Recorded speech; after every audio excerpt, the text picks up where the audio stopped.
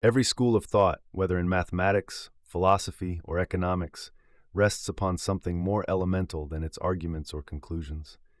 Beneath every tower of theory lies a foundation, a lattice of assumptions, axioms, first principles, and lemmas. These do not always announce themselves loudly, yet they determine everything that follows. Ignore them, and the structure may appear impressive while proving fragile. Attend to them, and the coherence of the edifice begins to reveal itself. We feel this most when arguments clash. Two intelligent people can look at the same facts and reach incompatible conclusions. The disagreement often lives not in the data, but in the ground beneath it. One person stands on utility, another on rights. One assumes equilibrium, another path dependence. One begins from the individual, another from the system. Different soil, different house. Foundations are quiet because they are familiar. They sink into the background like the grammar of a native language, rarely noticed, constantly shaping. To bring them back into view is an act of discipline. It slows us down. It trades the speed of slogans for the stamina of structure. But it is the only way to know whether what we are building can bear weight. The promise is simple. When the floor is sound, the tower need not wobble every time the wind picks up. When it isn't, ornament cannot save it. Paint cannot stand in for pillars. First principles, the bedrock of inquiry. A first principle is not merely the beginning of a chain of reasoning. It is the ground without which no chain could be forged at all. In physics, it is the conservation of energy. In logic, it is the impossibility of contradiction. In philosophy, it is the recognition that before we reason, we must already assume. Aristotle insisted that to understand a thing, one must know both its what and its why. First principles are the why, beneath every what. They do not emerge from derivation. They are the givens we accept in order to begin. To reason without them is to build upon shifting sand. The structure may rise, but it cannot endure the weight of scrutiny. Not all first principles wear the same badge. Some are ontological, what exists, some epistemic, what can be known, some methodological, how we ought to inquire, some ethical, what should govern choice. Human beings have dignity. Nature is intelligible. Causes precede effects. Evidence must be repeatable. Each functions as a ground. Change the ground, change the world that can be built upon it. Working from first principles is not a performance of cleverness, it is a practice of honesty. It asks, what am I actually assuming here? What must be true for my claim to make sense? Then it dares to test those assumptions against experience, coherence, and consequence. It is harder than analogy, slower than precedent, lonelier than consensus. It is also cleaner. There is a danger in the rhetoric of first principles when it becomes a pose. Reduction is not a synonym for rigor. You can disassemble a watch into atoms and lose the time.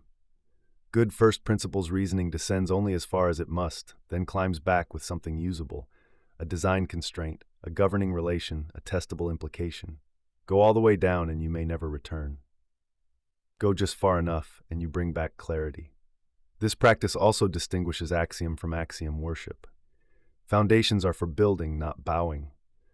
The mark of a healthy principle is that it meets reality without breaking us or others.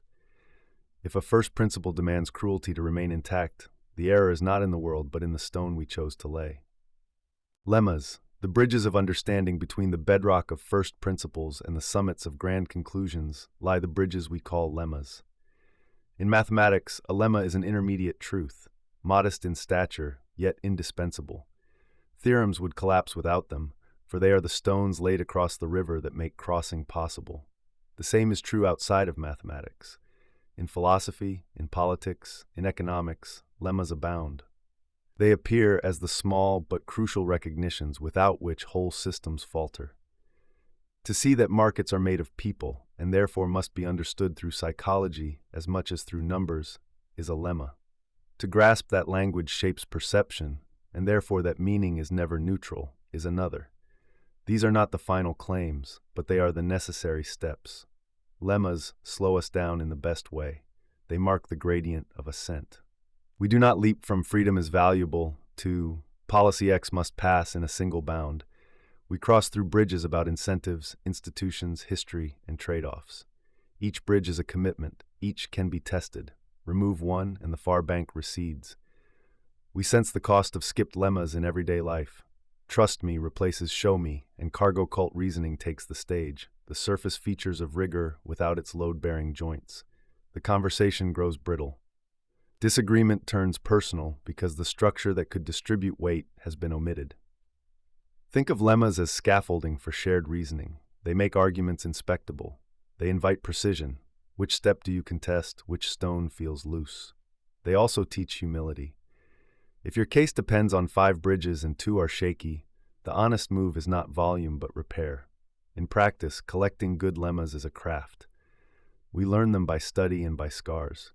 Metrics targeted become worse. Selection effects skew evidence. Complex systems have lag. Models compress meaning. Each is a small bridge won through work. Forget them and you will fall into the same river again.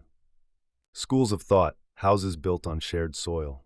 When we encounter schools of thought, our instinct is often to emphasize their differences.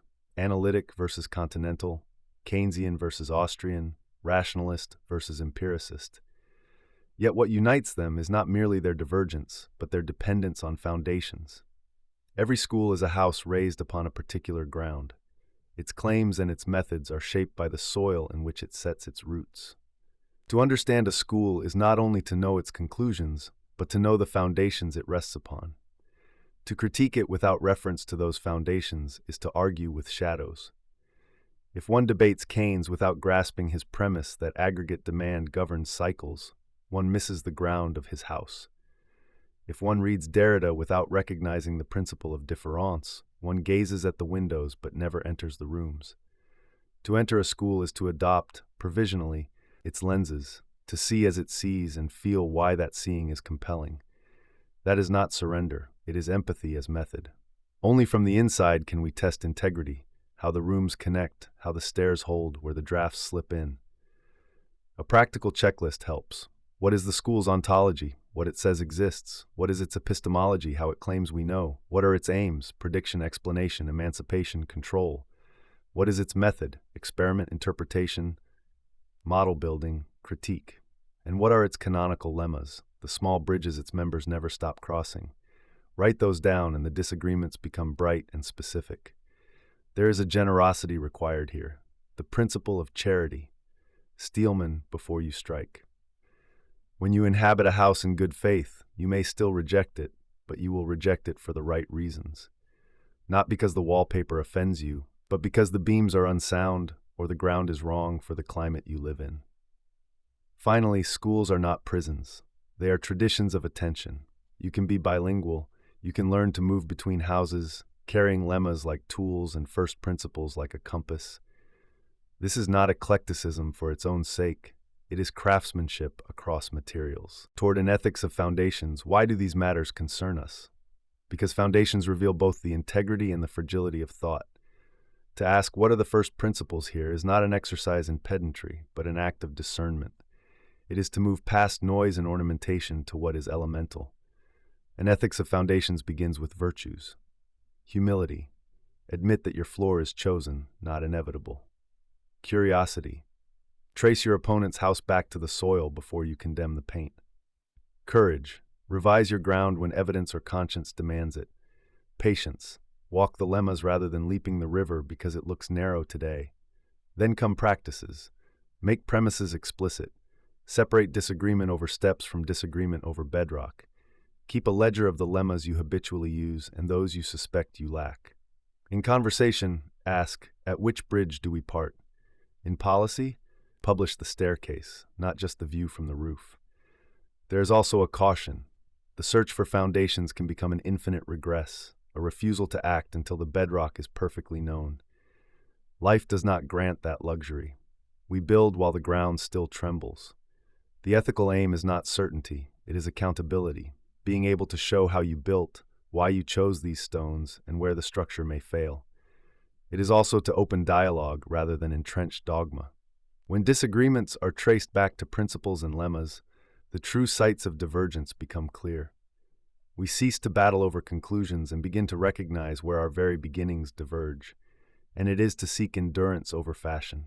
Schools rise and fall with the tides of history, but the questions of foundations endure. What is truth? What is justice? What can be known? what must be assumed. These are not the concerns of a passing season, but of the human condition itself. To study first principles and lemmas is therefore an act of intellectual reverence. It is to treat thought not as performance or decoration, but as architecture. Before we raise our towers, let us walk the ground. Before we leap to conclusions, let us trace the steps. For to understand a school of thought is not to memorize its slogans, but to dwell in its foundations. And only then can we decide whether the house is one we wish to inhabit or one we must rebuild.